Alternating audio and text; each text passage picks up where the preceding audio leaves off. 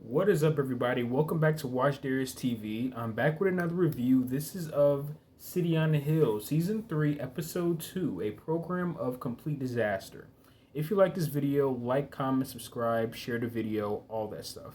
Let's start with the review. Okay, so this episode starts with basically Jackie Ward. He's going to the morgue, right? And he basically wants to see Dominique's, I can't pronounce her name, Zengai. He's trying to find her corpse, basically. He wants to do more research to figure out what was behind her death. I believe in a previous episode, episode 1, she committed suicide, I believe. And he wants to basically do more research into her death. And he's just basically spending most of this episode just hitting dead ends and stuff like that, not being able to find much about more information about her. Of course, he sees his dad is sick in bed, basically, and he still won't seek help. You know, his dad is still sick and still doesn't believe in going to the doctor, I believe, for religious reasons. So, you know, that's what, of course, he's struggling with in this episode, is trying to help his dad. Rick Dunn Levy, I cannot even pronounce his name. Somebody's names, these surnames, I cannot pronounce it to save my life. He's still basically denying that he shot Russ in the first episode. Chris feels Sanborn is covering for Rick, basically. That was the guy that he was having a meeting with in the interrogation room. He believes that this interrogations person, I forgot what position he works, but he feels that he's covering for Rick. This may hurt Chris in the future. He stands up against him. Okay, so basically, Chris is mad at Rick because he feels that he's not taking up responsibility for Russ's death. This man Sanborn seems like he's covering for him, and I believe that this is most likely going to hurt Chris in the future because basically he's going up against bad cops. You know, at the end of the second season, there was one cop that shot the young black man and stuff like that, and basically Chris called him out for that. So Chris' position is going after cops that he feels basically are doing wrong and needs to be brought to justice. He's not just going to fall in line with the, protect every cop and stuff like that. He's really going against every negative cop within the force. So I feel like that might possibly end up affecting him in the future. Maybe even cost his job or his life, possibly, I think, in this series. Saban questions Fernanco. I cannot probably get his name. Fernando, I think his name is. Basically, she's questioning his has a scene where she goes to the construction site and she's questioning, I think, his coworker, maybe his boss, about basically the working conditions of the job. The man basically claims that he was drunk and he wasn't wearing any type of protection gear and stuff like that when he was in the yard and stuff like that. And she asks if he even cares about him, and she just basically spending most of the episode trying to uncover this case and find some way that she can help this man, Fernando, and his family. Saban is really trying her best, just like her husband, to really fight for justice in this unfair, world. So I like their characters in the show. Jenny talks to with Father Doyle about reconnecting with her father, but she basically completely turns that down. So they seem like they're developing more of a closer bond again, sort of, her and Father Doyle. But she definitely is not trying to have anything to do with her dad, though. That's definitely something she's trying to totally avoid. DeCourcy and Chris, they talk about basically the blind loyalty that cops have to other bad cops and stuff like that. They seem to be two of the only honest cops within the police force. Chris really wants to basically take down Rick. We see in this episode, Chris really and truly wants to take down Rick for, killing Russ. He's just really dedicated to it. He really wants to bring him to justice. So I like their talk that they had.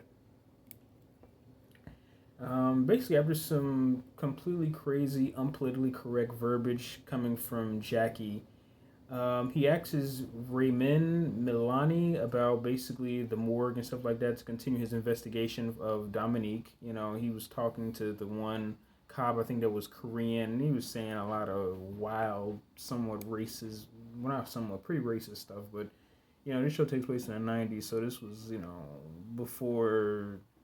Basically, this was during a time where people could still say almost whatever they want without, social media and stuff like that. So Jackie Ward is basically Jackie Ward. What am I talking about? I think about the guy from Sin City. Jackie basically is going to say whatever he wants. So, Yeah, he's definitely probably the definitely somewhat comic relief of the show. Definitely can tell. Chris goes to Russ's funeral, and the wife wants him. She questions as to why he's not dead. She I think she said she wanted him dead though, but Chris basically feels bad about Russ's death, and the wife at the funeral takes her frustration out on Chris, even though technically he's not the one that killed him. It was Rick, but basically she's mad at him. She finds that he's sort of responsible for it. So that puts more pressure on Chris to go after Rick. So he can bring him to justice. Of course, he asks his brother Louis for advice on the cop killing the other cop, and Louis doesn't like him going after cops and stuff like that. Louis definitely has loyalty to police officers and stuff like that because he's a cop too, and they get into an argument over it. And the dad steps in and basically breaks their argument up and gives them both advice, about how they should handle things, and he basically tells the Corsi sort of that, I guess he needs to wake up, and change his viewpoint on a lot of things and stuff like that. I forgot exactly what he said, but basically gives both his sons some advice before, of course, what happens to him at the end of this episode. Chris has so much pressure on him that he ends up attacking Rick at a baseball game. So we already know that type of stuff is going to definitely not go over well for his job. He may even get suspended for that for sure, because that was just, he almost basically pretty much tried to hit him with a bat. So that Chris is not. It's not gonna really go well for him. Basically, in incoming episodes, he's dealing with a lot of pressure and guilt over Russ's death, and he just can't take it anymore. He ends up attacking Rick. So we know that's not gonna end well for him. He might possibly get suspended for that. So he really won't be able to really do much of any justice if he ends up not having a job. Victoria basically escapes from her house after locking her door, and she's definitely onto her dad. She definitely is knowing something's up with her dad and stuff like that, and really wants to just bring him to justice also. I never thought I would see her being able to so quickly go against her dad for what he's been doing, but she definitely wants to bring her dad to justice because, her friend is dead now. So she feels that he's responsible, and she's going to go out her way to bring her dad down. DeCourcy and Louis, they sit with their dad and watch a game. I love that scene they had together. All three of them together watching the game. I thought that was a really nice scene.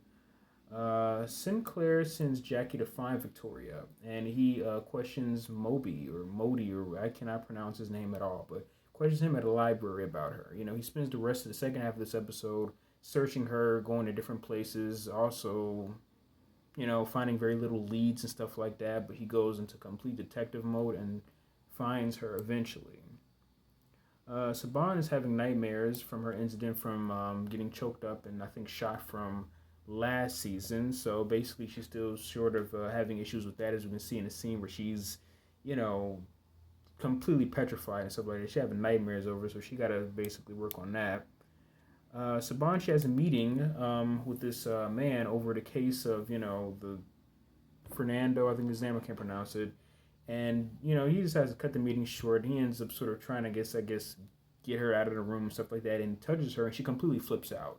So clearly that shows that the effect of what she's been through, the incident she had from the previous season, where she got shot, I believe, that's starting to now affect her work. She can't sleep. She's having nightmares, now it's affecting her work, so she's going to have to really get that settled out, even though that guy had no business really touching her at all.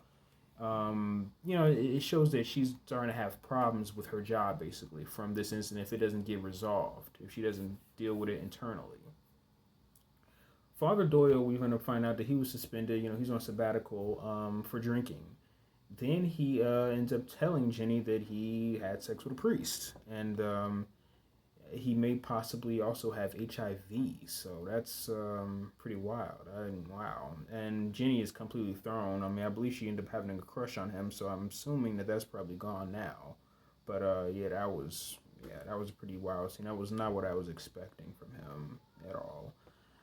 Jackie was struggling to find Victoria, and goes to her room to basically do some more investigation and figure out if he can get any leads. He ended up finally finding he's looking in the wrong place.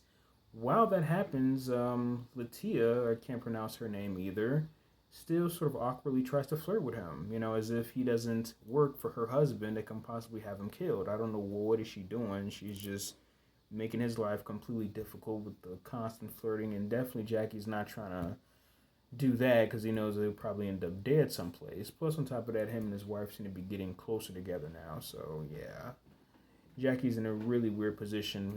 New job, it pays well, but he's working for a sick guy like Sinclair. So yeah, he's really got his morals kind of thrown around in this season. It seems for Jackie. Father Doyle brings Jenny's dad to her house and she attacks him. So, yeah, we have a scene where Father Doyle ends up deciding to bring Jenny's dad to her house to surprise him.